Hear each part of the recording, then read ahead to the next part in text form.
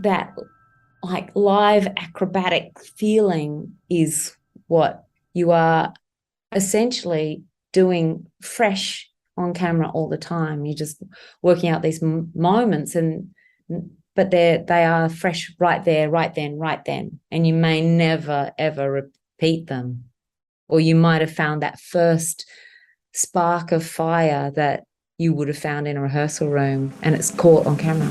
It's there. Filmmaker Magazine presents Back to One with Peter Rinaldi. Essie Davis is an actor. She sat down with me in cyberspace to talk about the work. Do you have a typical way that you like to begin your preparation process when you get a new role? Read the script.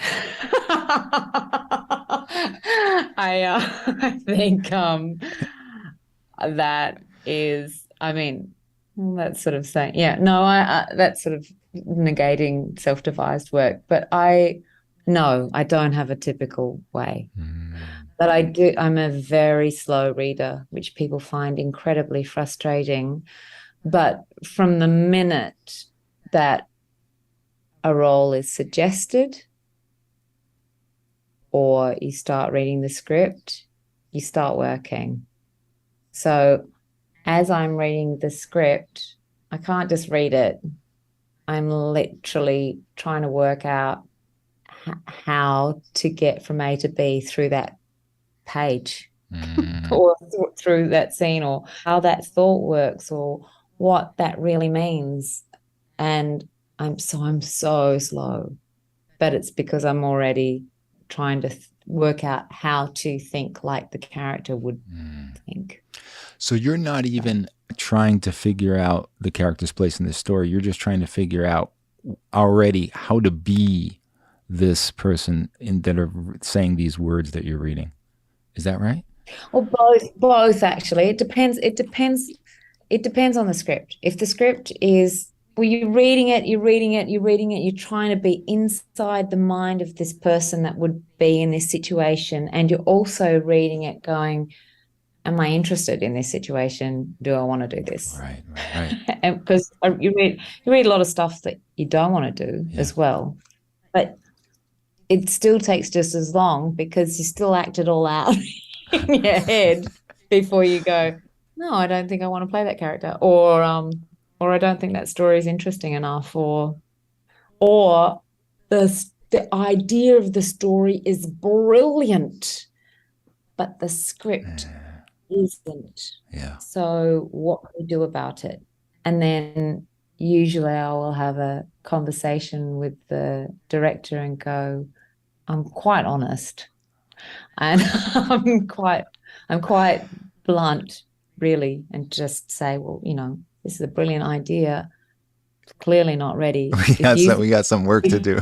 If you think it's ready, then if you think this is excellent, and I've learned this through having done many things that haven't necessarily been like this, but if you think that this is a ready, complete work that's ready to be filmed, and I think it clearly isn't, then we're really not meant to work together. Yeah. Because we have different idea of what excellent is. Yeah. And I think that even though a lot of work, even Justin will work on a script so hard, he'll work on a script, but then when it's perfect, there's quite a lot of it just gets blended in with a whole heap of improvisation, and might not have the script on paper as your final dialogue on screen. But in terms of things that I usually do, I usually try and find my characters' music that they like listening to, or that can take me to a place where I feel like my character exists. And so I've got lots of different kind of soundtracks for different characters, I guess. Music that I will just constantly listen to, and things come out of the blue and I just go, oh, really different eclectic music. It can be any kind of music, really, classical or hip hop or anything, really. And often I will find that there'll be one song or that will get me into the right physicality or the right emotional state or the right rhythm in your body and the way you might move. Or so music is really important to me, and I love directors to give me their soundtracks, like to throw little songs at me or pieces of music that they think is the character, or that I'm quite instinctive. I'm quite open. I can access things in my state of being quite easily, much more than I used to be able to when I was in my 20s, when I had to try, when I thought I had to try. When you stop trying, you used to start being. It's quite different. That's it. But I have learned a lot in my life about acting and being in the shoes of people. And quite often I've done auditions for directors where they've gone, when I was much younger, where they've gone, oh, whoa, okay, that's really open. She just wouldn't, like, she just gets on with things. She doesn't, she's not that clearly open with her feelings or open. And that's when the director has to learn that you can actually ask actors to hide things, bury things, because we're actors. We don't have to have it all on show, or we can, especially if you have access to an emotional life, it's great when you have to put a barrier up and try not to reveal it. Right. Because there's so much more going on underneath a very austere shell. And isn't it good? It's probably really good that in an audition you're able to show that you can go there, because you, like you just said, that you can put up a barrier and kind of hide it. If I was on the other side of the desk, I would be very happy that you were showing that you can go there, But you know what? It's not even necessarily showing that you can. Sometimes it just happens where you go, I don't know what to do with this scene. And then you start saying it out loud and you can't control it. It escapes you. And you go, oh God, I'm not meant to be feeling all these feelings with these really simple lines that have nothing to do with feelings. I don't know. But I like, my favorite part of acting is being live. It just happening. And I've done theatre for a year and a half, where you do 8 shows a week. And every single time you say those same lines, it's still live. It still has to be fresh for the first time with your co-actors and for the audience. It's got to be alive, literally, not just by rote. And the actors who work like that where you can just feel, you're just reacting with each other. It's all you're doing is you are reacting. You're not doing something whether or not the other person is there. It's just so much more fun when you are with other live people. I know that might not even, I get it. I totally get it. That moment when you said, now not to try, what other things happened that made you realize that it's not about trying, it's about being?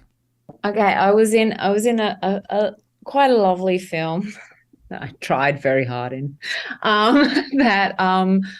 quite often you'll get in a script that your character has this massive breakdown, is crying in the car or whatever, or hears the bad news and tears start rolling down her face. And as soon as I read that, I go, unless as I'm reading it, I'm already worked out, this is happening. Or you don't, or you don't work it all out the first time you read it. But I had this scene where I had to find out that someone had broken my trust, and and it said whatever the lines were, how could you do that? And tears are rolling down her face. And I had such anxiety about not being able to cry in a film, because I'd done a lot of theatre, in a film at the right time, that the crew would all be, that everyone's standing there watching you. Mm-hmm. I felt like that everyone was watching, waiting, can she do it? Which is just not real. I don't feel like people really do that when you're at work together. You're just watching what happens, not can it happen. But I felt this pressure of, oh my God, I'm not going to be able to, oh my God. And it happened in a few different jobs, actually, where I just go, this is really important. My character is having a breakdown now, and how am I going to cry, rather than just being actually in the character's shoes and going, fuck, this is happening to me, my character.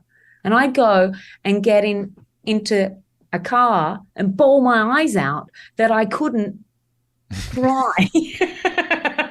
And the director would come and go, Essie, you all right? And go, I can't cry. I don't know how. I have no techniques. I don't know. And so, you know what? But you're doing it right now. I know. And it took me a while. And on that same film, a really beautiful actress who had a much smaller role, she said a couple of lines and tears were rolling down her face and she was just full of life. And I went, how did she do that? And she said, I'm just well, wouldn't you if your baby just done that? And I go, oh, it was like oh yeah, if it was me. I mean, not that each character is you, but I guess it helped me. I don't know. It wasn't like I wasn't the inside the characters I was playing. Right. It was just I had so much anxiety about performing what other people wanted, rather than just being the character, and whatever happens. Yeah. And if you cry, you cry. If you don't cry, it's just as interesting, actually, quite often more, because something else, because the writer has written it, hasn't necessarily written it, hasn't necessarily acted it out in their bodies and minds that this happens here. So it might not happen there, because writers write differently as well now, where they're either in it, or you are,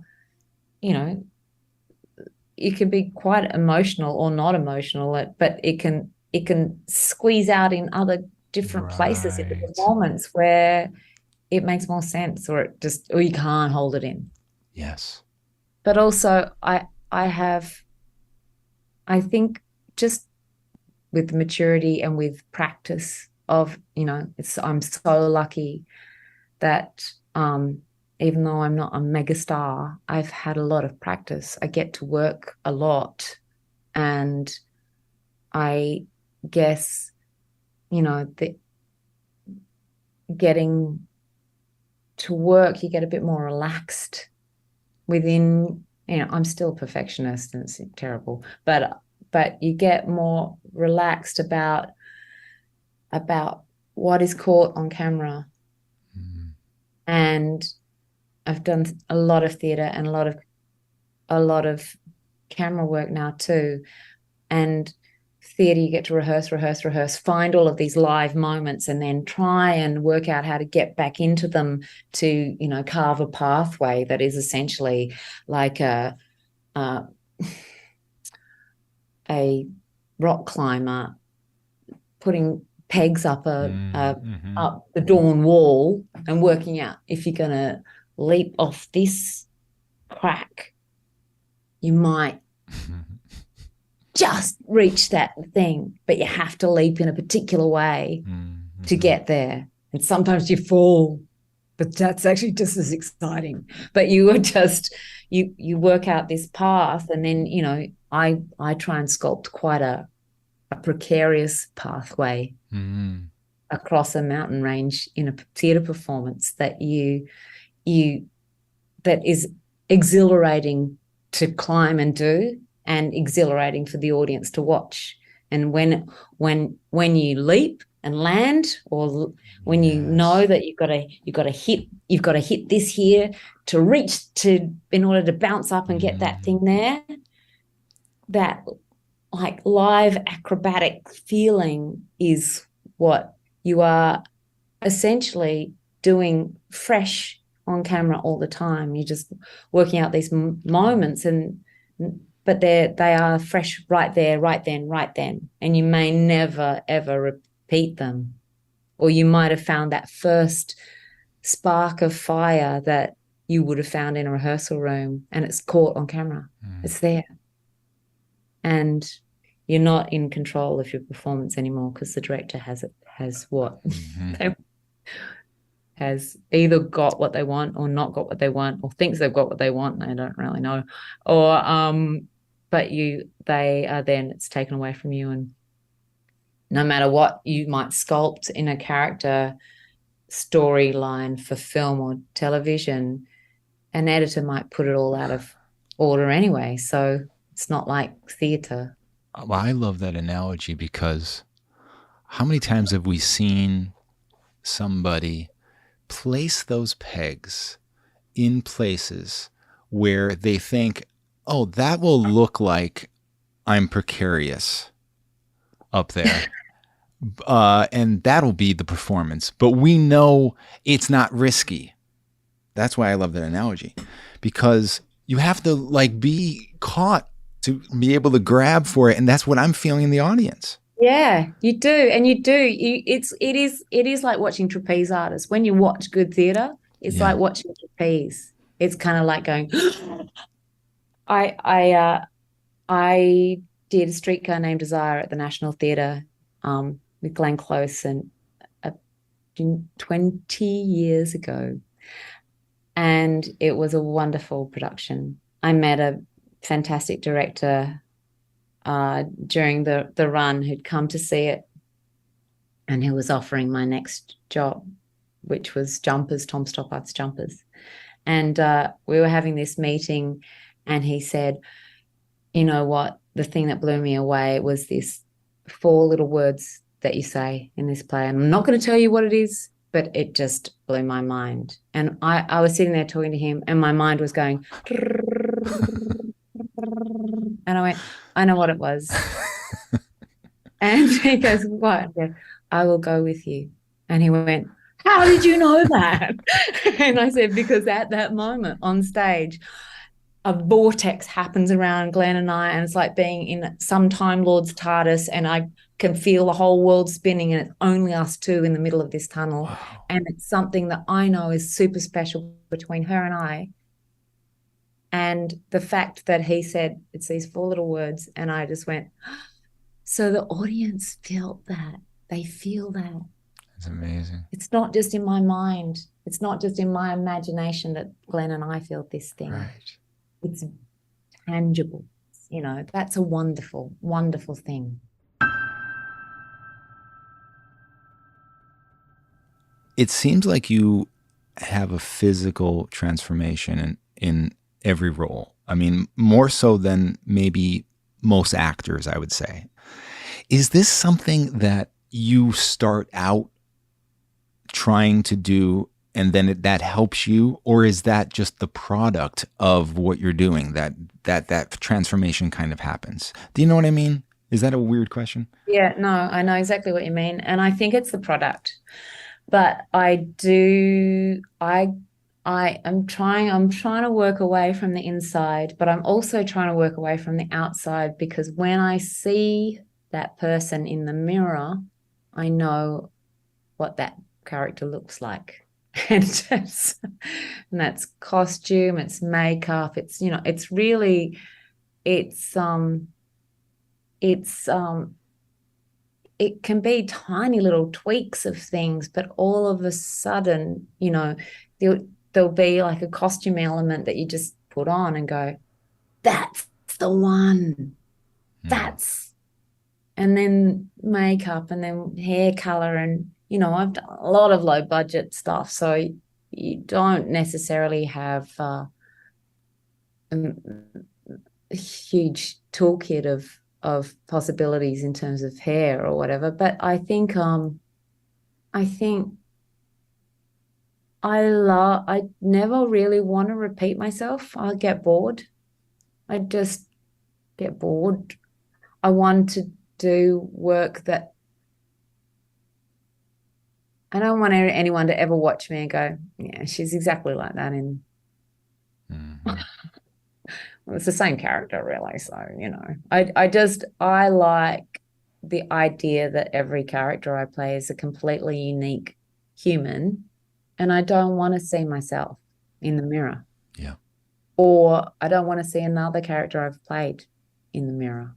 I want to see this person in the mirror, and that is just a wonderful collaboration with hair and makeup artists and costume designers and set designers. If you have a space that's your character's space, just you go in and go, oh wow, this is where I live. Okay. Right. Oh, okay. Oh, I like those kind of things. Right. That can be something you're introduced to quite late, like on the day. Costume, unless it's a period drama where everything starts getting made way before you see it. It's just wonderful, even if it is period, just how you might wear that, how your character might wear that thing. Because, yes, there's a coat, but how you wear it or how you throw a scarf around. I don't know. There's so much to find. I mean, Tree History of the Kelly Gang was just great with Alice Babbage, wonderful, wonderful, wonderful designer who, she had masses of clothing to choose from, and because it was a very low budget period film, Justin decided, well, as the budget went down and down and down, if we can't be accurate, then we may as well be boldly inaccurate. That's a good choice. And let's do the whole thing as if we're inside Ned Kelly's helmet and what's going on.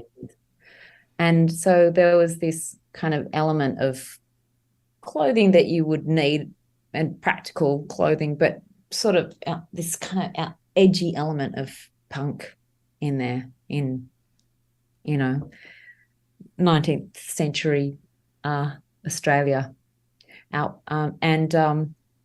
Alice had lots and lots and lots of different things to try on, and a few things that were being made, but lots of op shoppy type finds.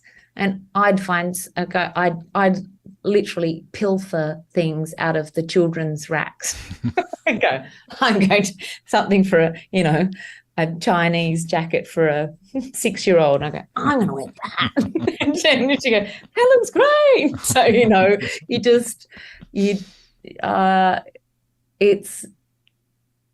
it's a wonderful collaboration. And I think, there's Justin does a fantastic thing with actors in terms of preparing you for a character. He kind of gives you a manifesto of everything that he would expect you to have tried or looked at or listened to or aimed for to achieve. One of the things that he got the Kelly gang to do in True History of the Kelly Gang, to make them a gang, was pick up an instrument each and write a set of punk songs, and he booked them a gig at a music venue in Melbourne to perform as a particular band with a fake history, and they had a live audience. That's amazing. That was like the Saturday night before we started shooting on the Monday, and it was just amazing. It was one of the greatest gigs of all time, and the gang was formed because they were performing their own punk songs that they had written, that had, you know, very little but some inspiration from the rehearsals of Kelly Gang and what the story was, but it was punk. They were in dresses, and they were, you know, blacked up their eyes with charcoal, and turned around and got out their guitars and drums and started doing these crazy songs. That's amazing. And you know, with a live audience, you know, half of us were the film crew coming, or the office people, and you know, I was mum, and a punk musician was dad, and we were there with just a whole heap of the public dancing punk, screaming along to these wonderful songs. 2 of those songs are in the movie. So, you know, there's all different ways to connect, to find things: music, food, experiences, behaviors, telly, documentaries, interviews. He made Dan Henschel draw it for Snowtown. On his manifesto, it said, go and buy a sack of potatoes, drive them out into the farmlands well into the night, go and dig a hole and bury them. See, this is... So you're just going, okay. This is, you know, a nervous actor going, oh my God, I'm going to be a bad guy.